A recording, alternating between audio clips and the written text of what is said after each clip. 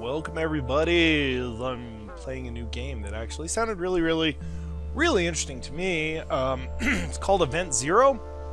I guess I'll let it explain it itself. You can look it up. We're gonna start a new saved game. Yeah. When in doubt, ask Kaizen 85. Now I find the load times on this were atrocious, but maybe it won't be as bad this time. What do we got here? All right, floating. Now, I went through this once, but we're all obsessed by being, someone, something, somewhere, being in a particular state of consciousness, health, mind, being for and from, being with, being without. You were not an exception. See, I'm glad I didn't go through this blind, because I didn't realize I had to press those buttons when I do that. I did not know that! For as long as you could remember, the pronoun that described you best had been they. Been very confused about it. It's very confused about it. I would prefer to be called they rather than be stuck in your you know, normative gender roles. Okay, like everybody else, you call there's a dislike just right there. Okay, like everybody else, you called planet Earth your home, but you weren't like most of your peers. You spent your childhood in a hippie commune in a war-torn country in a slum. I'm gonna go with the hippie commune. First California, then the United States ceased to exist. The world itself became a hypertrophied commune, both disproving and confirming everything you stood for. You moved to San Francisco. Haha! Those childhood memories, however painful, gave you some solace. They meant you were someone, and you intended to keep it that way. So we're gonna find out. This game sounded just really cool concept, and we'll see how well they pulled it off here. Armstrong made a step on the moon, and suddenly everybody wanted to be a part of something. I hope that's not gonna overwhelm me. That sound there, I'm pretty loud. You witness nation-states pop out of existence. Aw, the death of the nation-state. What a shame. The Selenites became the privileged class of citizens. They were the minority who had traveled to space. It was hard to reconcile with the modern world, your early days in the commune. The United Earth government paid for your college. You wanted to make a difference. Give back to society. See what the rest of the universe looked like. I want to make a difference.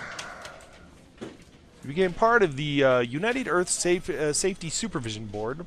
The job proved dull and repetitive. It wasn't long before you needed a change. So you joined International Transport Space Lines as a flight engineer assistant. You spent years in training before finally getting your shot. An old man wearing a blue flight jacket approached you after one of the mock launch exercises. He presented himself as Kurt Taylor, president of ITS. Hello, sir. I'm a little awkward. I don't bite, he said, grinning. You mumbled something incoherent. Kurt invited you to his office and closed the door behind you. He didn't ask you to sit. You sat down anyway. That's exactly why I selected you. I love those souls who are lavish, who want no thanks and do not give back. They always bestow and desire and keep for themselves. Sounds about right. That's my thing. He has to be part of the mission to Europa. Despite the Nietzsche quote, you decided to say yes. Europa.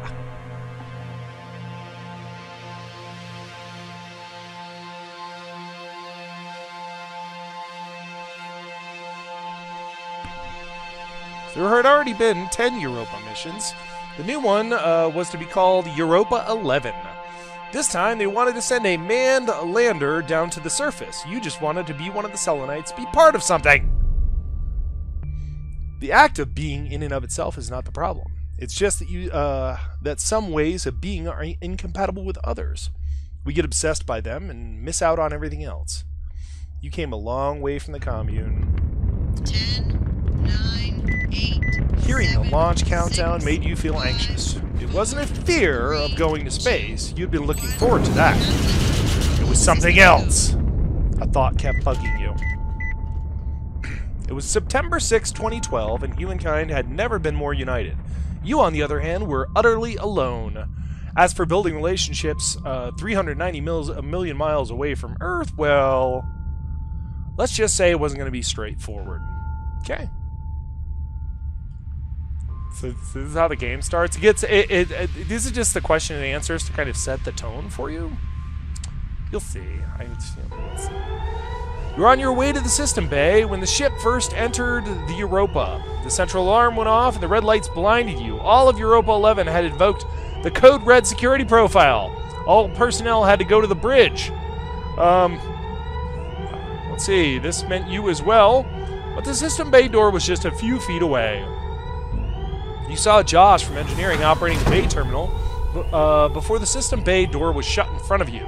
Maybe it wasn't a drill after all. The AI of the ship told you that the path to the bridge wasn't safe and that you had to evacuate immediately. This is not protocol. Please do not argue with me. My orders are to keep you alive. Your orders? What are you talking about? I like being alive, I guess. Let's just do that. Everybody else turned out to be faster than you. Only one capsule remained docked. Got sealed and detached as soon as you got in.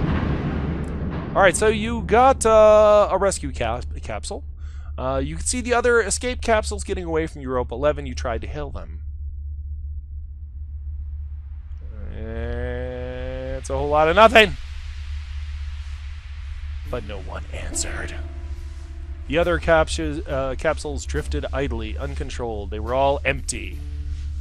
You tried to reach the command center. You attempted to communicate with Europa 11. Let's try to talk with Europa 11. See steering to your capsule, but you could not get an AI to answer your hail. Something was jamming the signal. Your pod was leaving orbit. In a code red scenario, the AI of Europa 11 was at the wheel of all the escape pads. This was supposed to give the crew enough time to get their EVA suits. EVA suits. The screen turned blue, which meant the AI had let go. You felt shock. The debris was hitting your capsule. The Europa 11 mission was over. The big dot on the radar had split into hundreds of smaller dots before disappearing for good.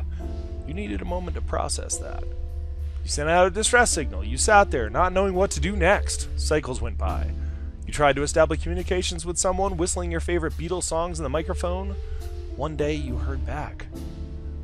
There was music coming out of the speakers. A sad female voice sang about the end of the world. It's the end of the road. You hurried to open the radar app. It was a hard trip. And this is why I wanted to record this, because it is so far well made.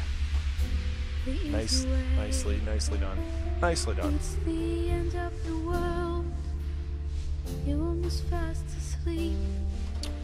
There it was, a spaceship. One of those experimental tourist monstrosities from the 80s. What was it doing here? What was all the singing about? Most importantly, was the docking bay a good idea? You figured you don't have much of a choice. Alright, so you land on a junker of a old tourist base of some sort. Judy, hey, all the stars look at you. Hey, Judy, hey, you already someone new.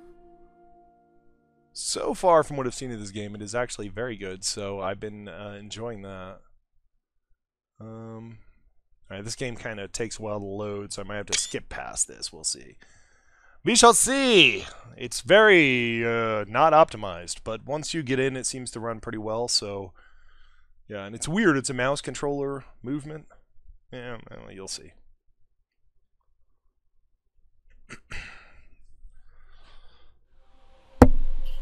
Okay, there we are.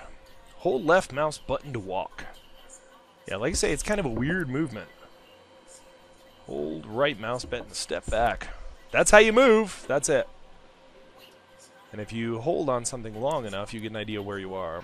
Instrumental panel. Gravitational anomaly found. What's that? EPL instrumental panel. Heliocentric position indicator. What do we got there? Okay, instrumental panel. I don't think any of this is going to do me any good right now. I'll tell you that right now. Engine's okay. Alright, looks like... Hello? I take it there's nobody here. Nobody here? Hey, why you close the door, man? Why you close the door? Okay, well, no, I know what's happening. I'm sorry. It's very silly of me. Emergency re-entry medical kit. But I didn't get very far, so don't get the EVA suits. ITS standard issue old model, which I may need eventually. Hello, computer! Alestra. I'm a they. Login input successful. Do you want to keep Alestra as your new login? Yes, I do. So this is where this game gets very, very interesting, and I look forward to seeing how this plays out.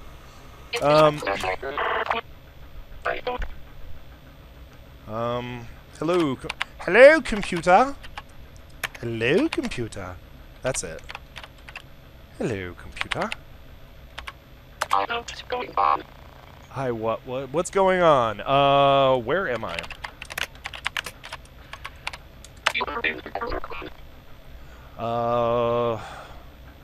What is the name of this ship? Nautilus program. What is the Nautilus program? This is the first prototype of Nautilus spacecraft. Where can I eat? This is the block zone.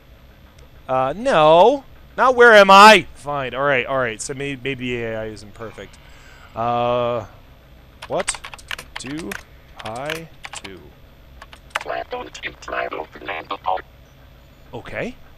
So I'll walk away and yeah, I can't do it that way. I've already learned this much, so